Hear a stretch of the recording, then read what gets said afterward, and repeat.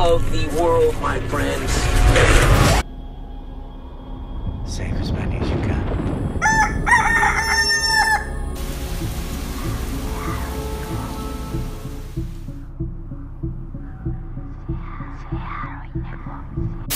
Hey everybody, it's JD from the Neptune Diaries. Did you see what happened yesterday? See what happened last night? Trump sent missiles into Syria.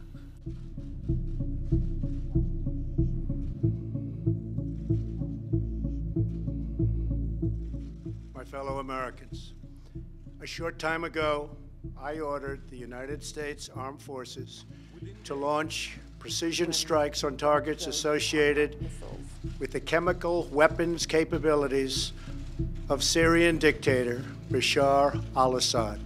Trump sent missiles into Syria against Vladimir Putin's better advice.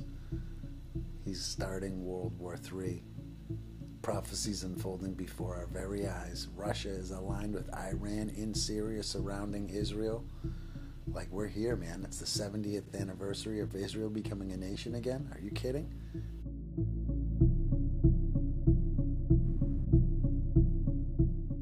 Are you kidding? We've arrived. Buckle up. It's about to get really crazy. I hope you're right with Jesus.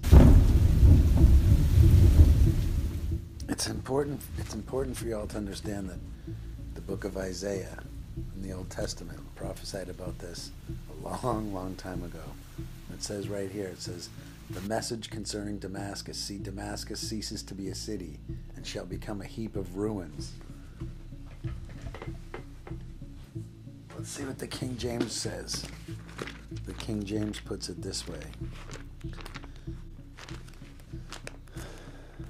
The King James puts it this way. It talks about, the King James puts it this way. It talks about literally Damascus being laid to a ruinous heap, being laid to waste.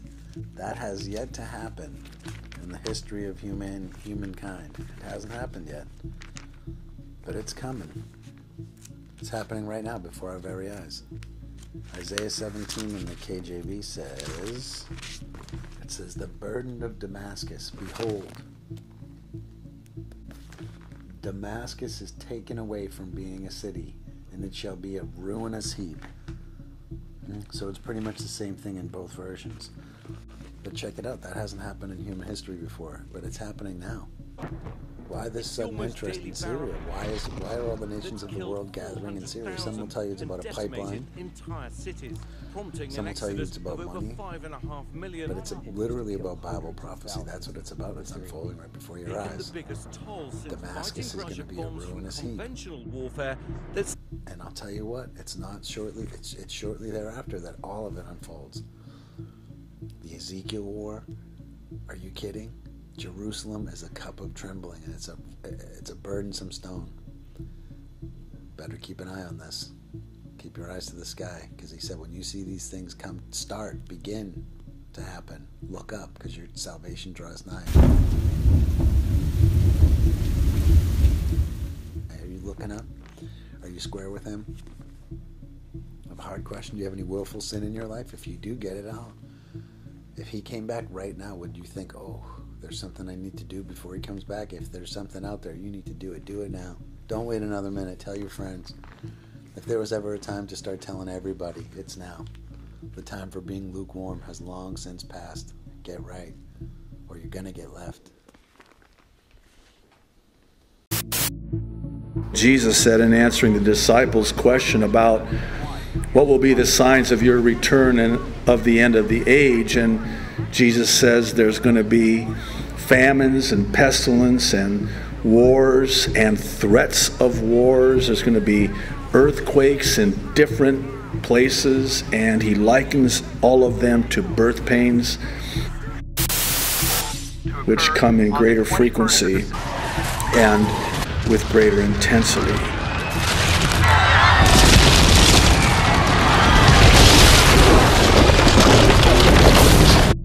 And Jesus said that the generation that is alive, that witnesses the rebirth of the nation of Israel, the leaves returning to the fig tree, will be the generation that sees the coming of the Son of Man. We are that generation. The time is at hand. The Lord's return is closer than any of us can possibly imagine. His return for his church at the rapture of the church is at the door.